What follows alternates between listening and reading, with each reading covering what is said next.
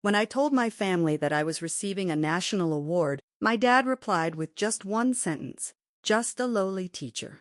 But that same night, when he turned on the TV, my name was being broadcast across the entire country. My name is Ka. I'm 31 years old, and the night my father called me a lowly teacher, he had no idea that just a few hours later, the whole nation would hear my name on national television. It all started with a simple invitation. 3 weeks earlier, my school district informed me that I had been selected for a National Education Award. At first, I thought it must have been a mistake, because I taught at a public school that most people barely remembered existed. An old building with worn desks and cracked windows, where many of my students carried more struggles in their backpacks than books. For 10 years, I had been teaching there, grading papers at midnight, buying notebooks with my own money, and staying after school to help kids who had no one waiting to help them at home. My classroom always smelled of chalk dust and hard work, and my students were the reason I woke up every morning. Yet my family always believed my job wasn't that important. The district told me that my teaching methods had gone viral online and that other teachers across the country were using them, which is why they wanted to honor me at a national ceremony that would also be broadcast on television. They suggested I invite my family if I wanted to. I thought about it for a moment, then opened our family group chat and typed, "Hey, I'm receiving a National Teaching Award on Friday. If you want to come, the ceremony is open." I sent the message and stared at my phone, hoping that maybe this time they would show up. But the reply was something else entirely. The first message came from my dad. "Just a lowly teacher." Then my sister wrote, "We're busy going to dinner that night." And my mom simply reacted to the message with a small blue thumbs up. That was it. 3 short responses, but they carried the weight of 10 years. I smiled faintly at my phone and quietly said to myself, "That's fine," even though deep down it wasn't. Because this wasn't the first time.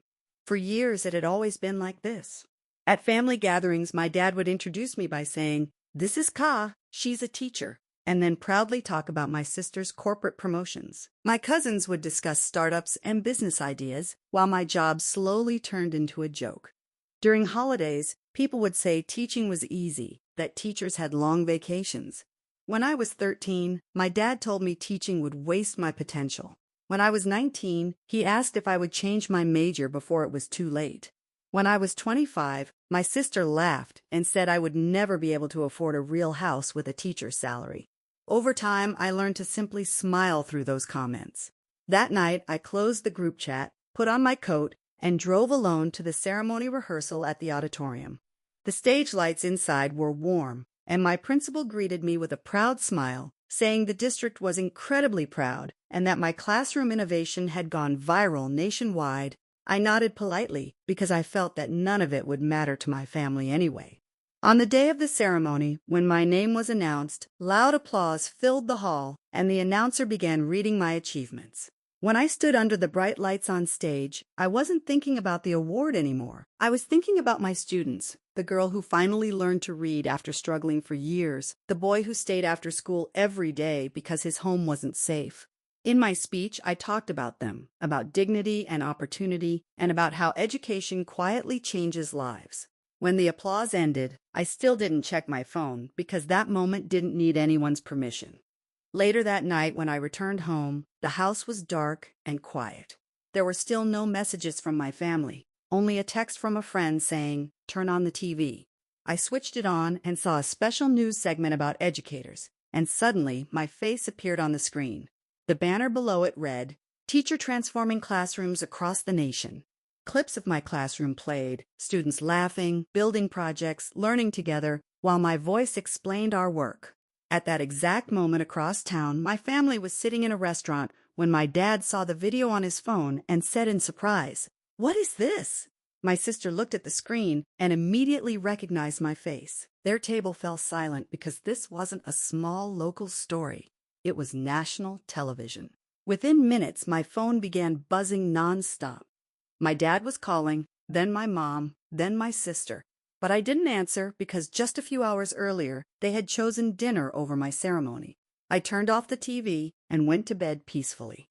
The next morning, my phone was filled with messages. My dad wrote that he had seen me on TV and that he was proud. My mom said she had always supported me. My sister sent links to the news clip. but none of them mentioned the words from the night before. When my dad called again, I answered and reminded him that when I invited them, he had laughed and written, "Just a lowly teacher." There was a long silence, and finally he said quietly, "I didn't think it mattered." In that moment, everything became clear. I calmly told him that it had always mattered, even before the cameras and the national television broadcast.